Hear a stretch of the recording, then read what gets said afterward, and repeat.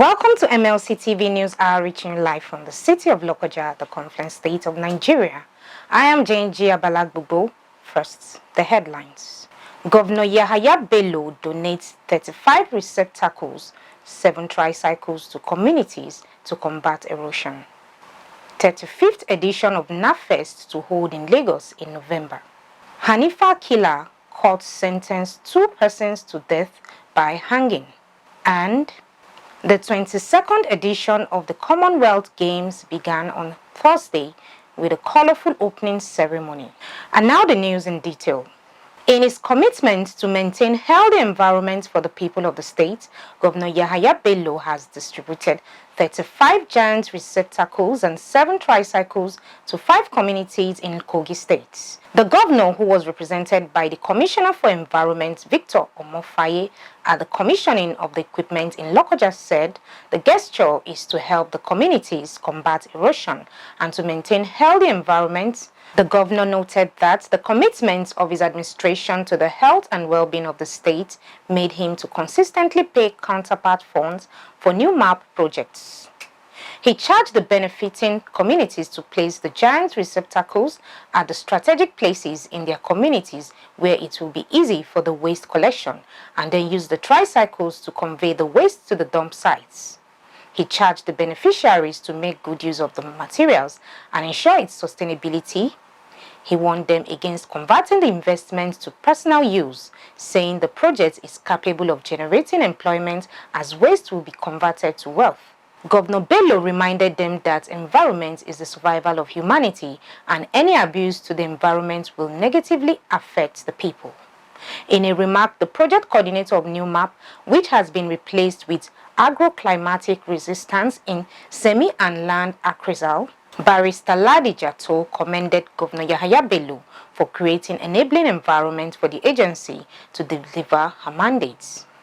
She advised the beneficiaries to put their training into practice to generate wealth from the waste, urging them to always clear debris from gutters and channels to avoid flooding.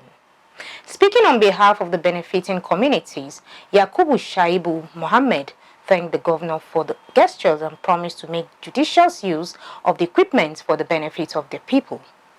The benefiting communities include Ogane Aji in Dekene local government, Oziomi in Adavi, Lokoja in Lokoja local government area, Adum in Ofu local government, and Agasa in Okene local government councils. The Executive Director of Renaissance Care and Empowerment Foundation, Ambassador Idris Ozovehe Murena, has given an overview of RESEF Nigeria as non-governmental, non-profit making, non-religious and non-partisan organization to ensure society's developmental issues take center stage in its activities. He said in the area of health, education, vocation, and training for economic empowerment for youths and elderly, his NGO will not be found lacking to organize every support to encourage them.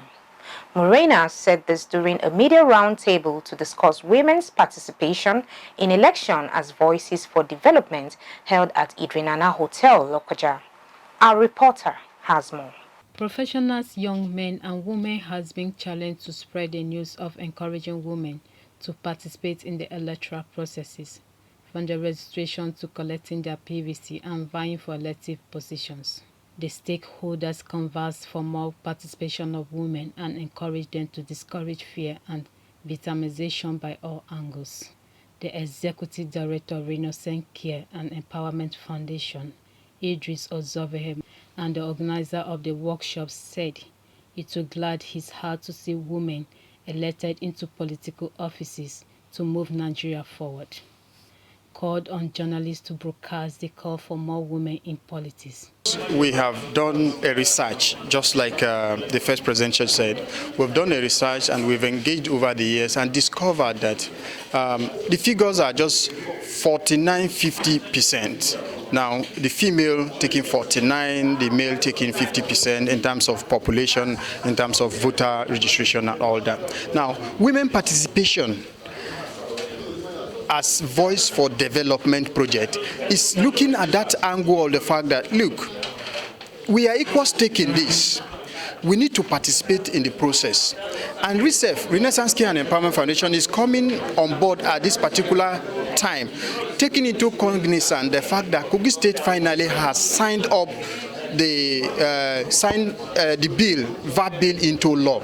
The keynote speaker advocates for women to ignore money in exchange for their PVC and votes. Other things, environmental factors that determine their participation. And so, NDI supported the idea and said, we will fund you. So the consulting of CSOs led by CPI went into that. The NUJ State Chairman Adeiza Momo Jimon and Award State Chairperson and Olorinde said the awareness is yielding results and commended the organizer, saying the advocacy is timely, called for more inclusion. Women are the ones that are taking care of the children, they take care of the home. So if they're not part of where the decisions have been taken, then things will not go very well. So I think any effort made to bring the consciousness of women to taking part in politics is the right thing in the right direction. And I want to commend the organizers of this program, and I want to also ask that we actually support them, the media, to bring out what they are doing so that more women can be encouraged to take part in politics. Prior to this time, women shy away from elections, from elective position especially. They don't even come out to contest for any positions.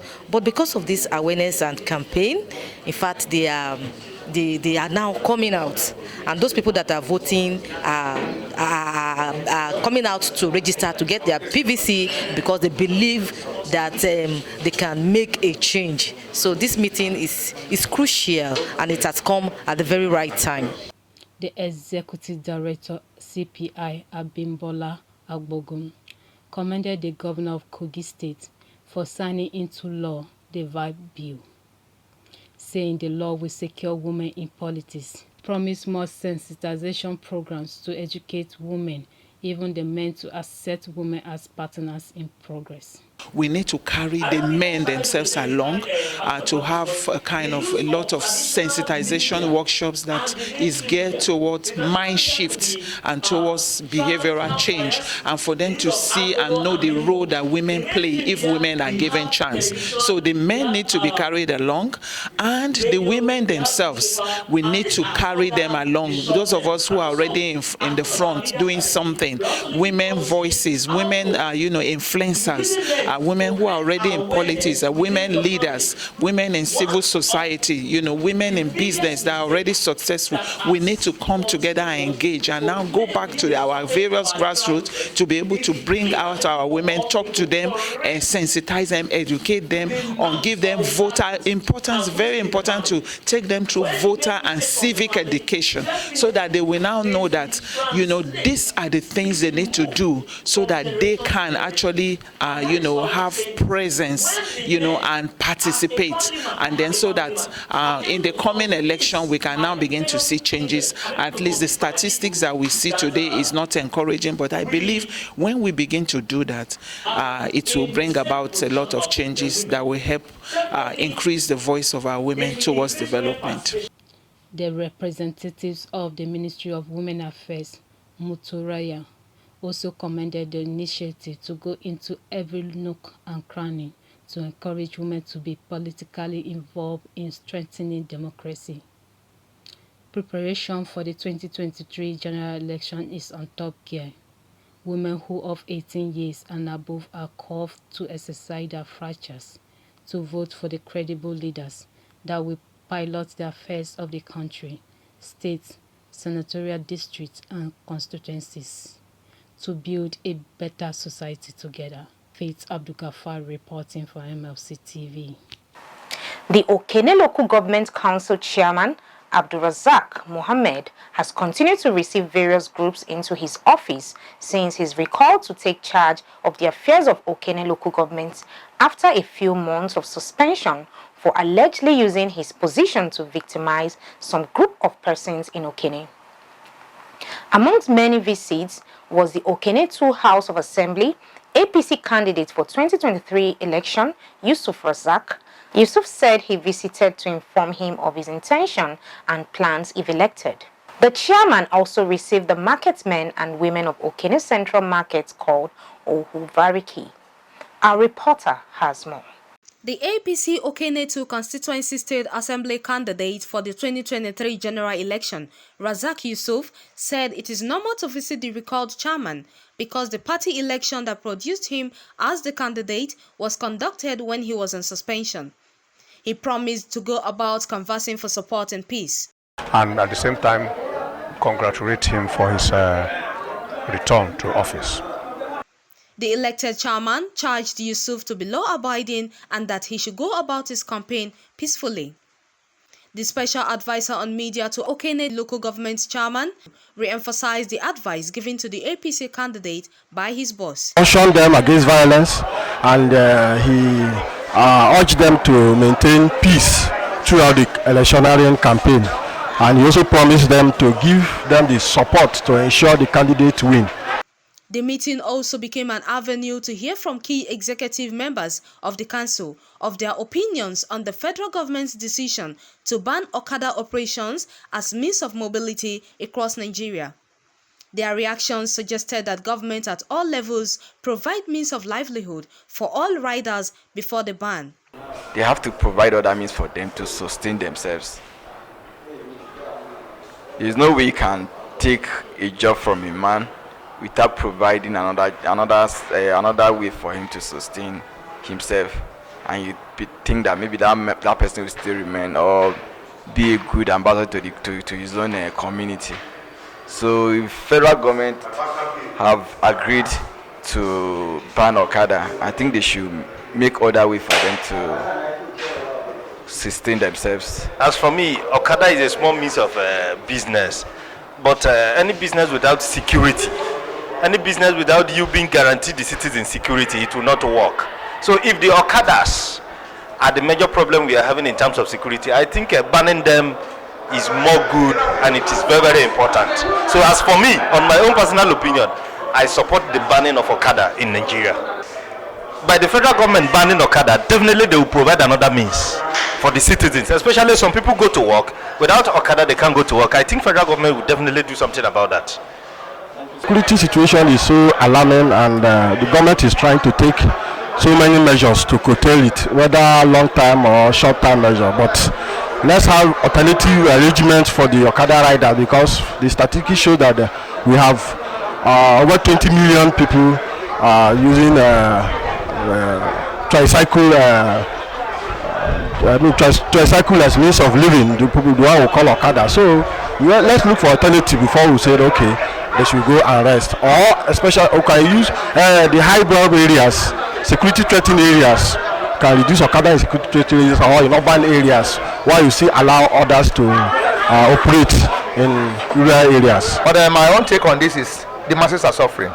We all know what is on ground presently. So banning them completely without giving them a palliative, another measure that will take good care of them, is going to create another issue of insecurity in the nation. My own take is I advise the government at the top to ensure that there is an alternative measure, like in Yobe State. When I went to Yobe in 2019, there's nothing like, not even Okada, entire bicycle, not bicycle, motorcycle is banned completely. What they make use of there is tricycle within the city. As they are living Okada, they have something else to fall back on. So my own take is the measure is a very good one. If only government is going to make another provision for them, alternative provision, whereby they can be earning their living legitimately. Otherwise, issue of insecurity will continue increasing. So that is my take on that. Another group was the market men and women of the Okene Popular Central Market, called Ohuvariki. The group welcomed the chairman back to the office, prayed for him to succeed, and same time invited the chairman, Abdulrazak Mohammed, to commission the just built convenience for traders and buyers. The chairman was later accompanied to Ohuvariki, where he performed the commissioning.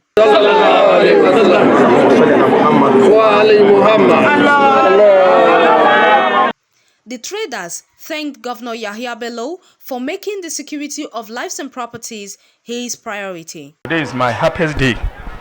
I'm very, very glad that the project where we do expect, God guide us and successfully done it. and the executive chairman of local government come commissioner on it. Very, very happy. And I wanted even more of assistance from the local government to government to come and assist also that is the business people. The way the business people gather money, repairing this place, I was so happy. The governor of Kogi State, he was so try about the security. Today, I can mention the governor of Kogi State is the one of security in the whole Nigeria. I can say that. The colors of the local government chairman, he was tried. All the Kogi Central chairman of the local government, they are tried. My advice, if the other government can copy from him, we will Nigeria, we are going to happy, seriously. The Okene chairman urges the traders to continue in their good gestures to promote peace and order in the market.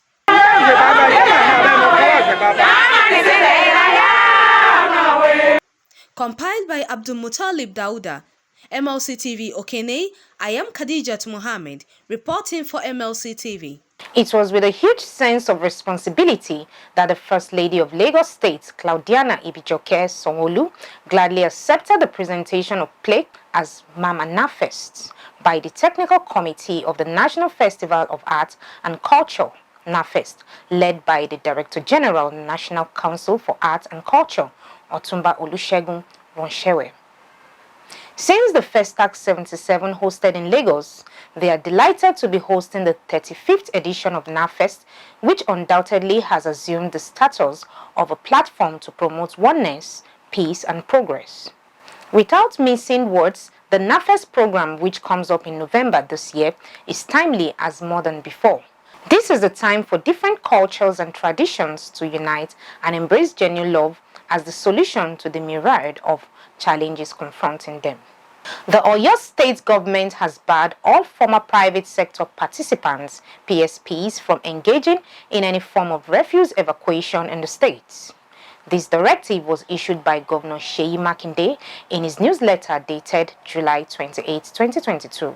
Speaking on the new waste management architecture in Oyo State, Governor Makinde said that the authorities were aware that some disengaged PSPs had continued to work within the state. He warned that they should desist from further encroaching on the activities of the new waste managers. Governor Makinde said they are aware that some private sector participants, PSPs, who have been disengaged by the state are still evacuating waste from some residential and commercial areas. He used this medium to warn them to desist from further encroaching on the activities of the new solid waste managers, while identifying the only recognized solid waste managers at Motainai Recycling Limited. The Oyo State Governor said that he has directed that action be taken against any PSPs and anyone who continue to do business with them within Oyo State. His Excellency also used the newsletter to solicit the support of the good people of Oyo State. He said the new solid waste management structure would not work without the support of the people of Oyo State. Governor Makinde also said the support would come in two ways: by registering for door-to-door commercial waste evacuation with the new solid waste managers and stopping the illegal dumping of waste on the medians and street corners. Governor Makinde ended his newsletter by promising to continue to deliver good governance to the people of Oyo State. Also in the newsletter, Governor Makinde promised that work would soon begin on the feeder roads in the state. He thanked the people of Oyo State for their support of the infrastructure policies of the present administration. Now on politics. The immediate past Minister of State for Education, Chukwuemeka Nwadjoba, and a group incorporated trustees of Rights for All International have filed an originating summons before a federal high court in Abuja, seeking an order declaring Nwadjoba as the authentic presidential candidate of the APC. The plaintiffs are also praying for the cancellation of the votes garnered by the presidential candidates of the All Progressives Congress, Bola Tinubu, and the People's Democratic Party, Atiku Abubakar.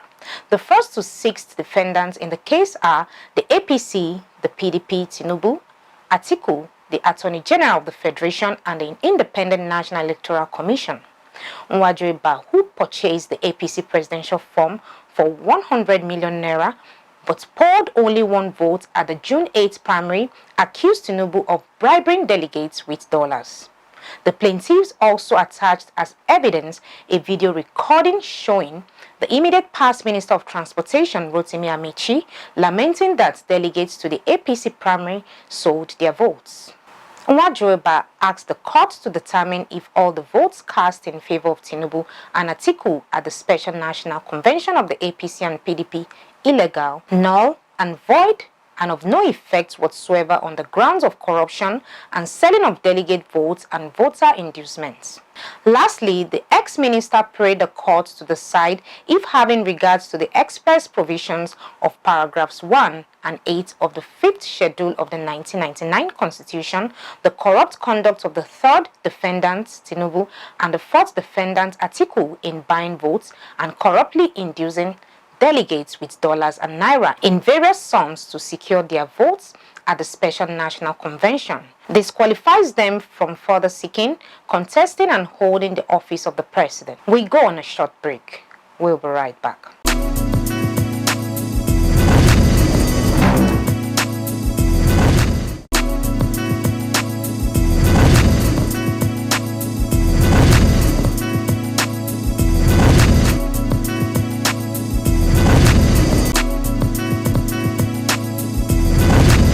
Welcome back. Now on crime. A petition of attempted murder, threat of life and assault was reported against some suspected criminals of the recently concluded primary election of the People's Democratic Party (PDP) for Adavi, House of Assembly State constituency of Kogi State. The suspected attackers are Sheidu Ovurevo Abara, Ismaila Yakubu Ochu, Abdullahi Ochau, and Abdurrahman Badams. The suspects were presented to the court for the first time on Wednesday, 27th July, and they were subsequently remanded in police custody for further investigation. Our reporter has more. At about 7 p.m. on the 22nd of May 2022, the petitioners Sadiq Hassan and Usman Yahaya, alongside other supporters of their group, were said to be at the Community Secondary School, or Gaminana, in Adavi local government area of Kogi State, the venue of the Adavi State Assembly primary election of the PDP, when the suspects, amidst others, arrived at the venue, chanting war songs to intimidate, instill fear, and make the petitioners feel unsafe.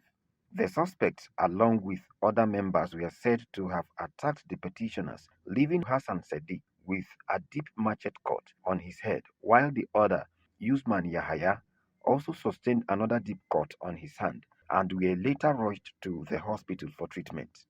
Speaking at the premises of the Magistrate Court, Lokoja, Kogi State, a private legal practitioner representing the nominal complainant, Abdulaziz Tijani Ahmed, described such an attack as uncalled for and provocative. He said Sadiq Hassan and his group, who were supporting a particular aspirant, were forcefully chased out of the venue of the PDP House of Assembly primary election with various degrees of injuries. Ahmad said such an incident was becoming a threat to the peace of the society and endangering the lives of citizens, hence the need for such to be put under check. If it continues unabated, it is very dangerous, meaning we will not be free to participate in whatever we choose to do, even though the law has guaranteed us that right to be members of political parties and at the same time seek for any kind of office we choose to seek for under that same political party. So when people are being forcefully attacked as against carrying on with what they wish to do, it is not good for the system, it is not good for the country, it's apparently against the law. He promised that justice will be served, knowing fully well that the judiciary remains the last hope of the common man. In the wisdom of the Nigerian police, they were in court for a remand proceeding to remand all the 4 suspects pending, and they said they wanted to go into further investigation, and outrightly too, in the wisdom of the court granted them bail under some circumstances, under some conditions, and until and unless those conditions are met, the suspects will still be in the custody of the prosecuting officers. And we are very sure, very firm and resolute that we'll get justice at the end of the day. The 4 suspects who were earlier on administrative bail were granted bail by the court upon the fulfillment of the following conditions individually: to provide a second-class chief with landed property within the jurisdiction, or a serving or former House of Assembly member with landed property within a jurisdiction pending further investigation. The case was adjourned to the 8th of August 2022 for further mention. A high court sitting in Kano State on Thursday sentenced 2 persons to death by hanging over the murder of 5-year-old HANIFA Abubakar. The court sentenced Abdulmalik Abubakar Tanko and Hashimu Isiaku to death by hanging for their principal role in the kidnapping and death of 5-year-old HANIFA Abubakar. Tanko, who was the prime suspect in the criminal charges, and Hashimu were found guilty of 4 charges bordering on kidnapping, attempted kidnapping, concealment, and criminal conspiracy, and convicted to death. However, the 3rd defendant, Fatima Musa, who was only found guilty of attempted kidnapping and criminal conspiracy, was sentenced to 2 years imprisonment. Now on foreign news. The International Criminal Court (ICC) has issued a warrant for the arrest of a Central African rebel leader, Noureddine Adam, for war crimes and crimes against humanity committed during the country's civil strife in 2013. He is wanted for crimes he allegedly committed while he was the country's security minister. The crimes include torture, imprisonment, persecution, enforced disappearance, and cruel treatment at detention centers run by the then ruling regime. Adam is the de facto leader of the Popular Front for the Renaissance of the Central African Republic, FPRC, a rebel group that emerged out of the mainly Muslim Seleka Alliance in 2014. The warrant was originally issued under seal in January 2019, but ICC judges had now ordered it to be unsealed, the court said. 2 former Central African warlords, Patrice Edward Ngasona and Alfred Yekatom, who led anti-Balaka militias, are currently on trial at the ICC for war crimes and crimes against humanity. Let's join Jonah Malik for the sport updates.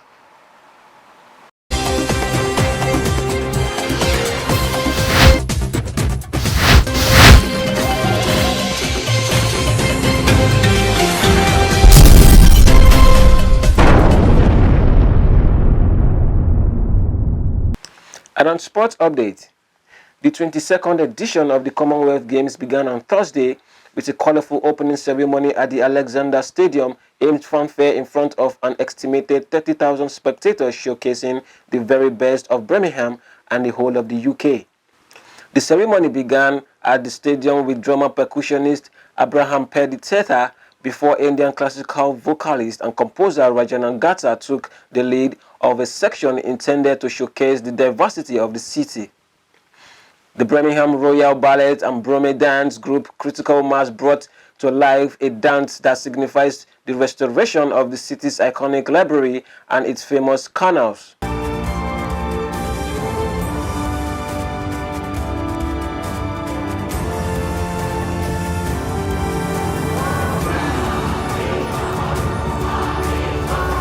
Also on display during the magnificent ceremony were the 72 cars from across 5 decades to form a tribute to Birmingham's incredible motor industry history.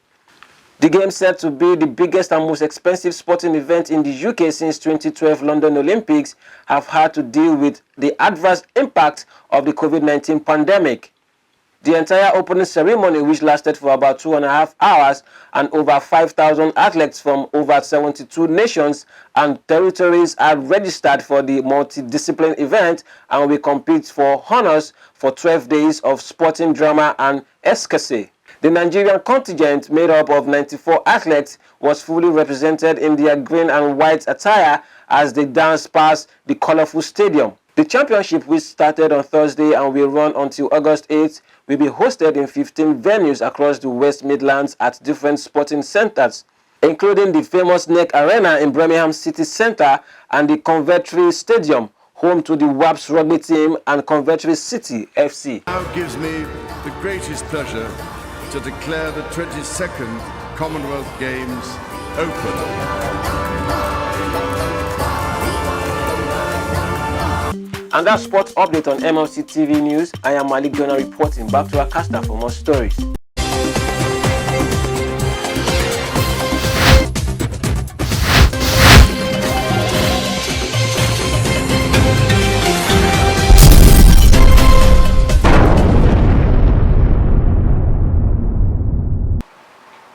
Thank you, Jonah, for the updates.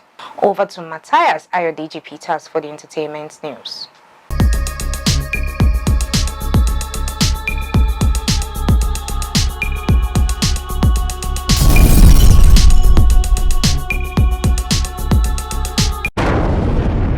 On our foreign entertainment news, Netflix has paused the filming of the third season of its series, The Witcher, following a reported COVID-19 positive cast member. The announcement comes amid unconfirmed reports that the show lead star, Henry Cavill, tested positive to the virus.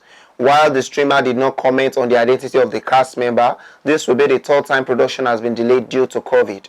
Filming for third season of the Emmy-nominated series kicked off in April with a teaser image shared on social media. According to the viral announcement, Season 3 will follow Geralt's bid to protect Ciri and his newly reunited family against those who threaten to destroy it. No premiere date has been announced for Season 3, however, the season will see Freya Allan, Anya Kalotra, Mimi Ndwani, and Eman Ferran reprise their roles. And on our entertainment news from Africa, Tempo's Fame's 2019 award-winning title, The Ghost and the House of Truth, is now available to stream on BET+. The Ama-winning film's streaming launch was confirmed by director Akin Omotosho via an Instagram post. Starring Susan Wakoma, Kate Henshaw, Fabian Adioye Lojide, Lala Akindoju, the Temple Productions features film follows the story of Bola Ogun, Susan Wakoma, a dedicated counselor who facilitates reconciliation session between convicts and their victims. Her belief in forgiveness is however tested when her daughter goes missing. Speaking of the film in a 2019 interview, Ego Boyo, founder at Temple Films, shared, The Ghost and the House of Truth is an emotional, thought-provoking and powerful real drama that takes on socio-cultural issues, highlighting society's basic requirements for more effective law enforcement and judicial profiling and databases for citizens. It's a simple but unforgettable story.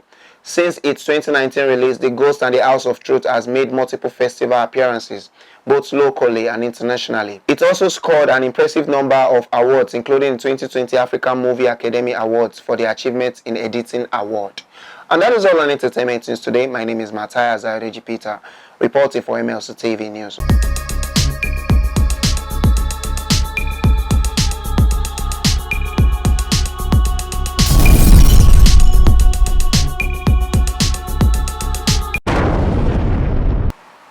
Thank you, Matthias, for the update.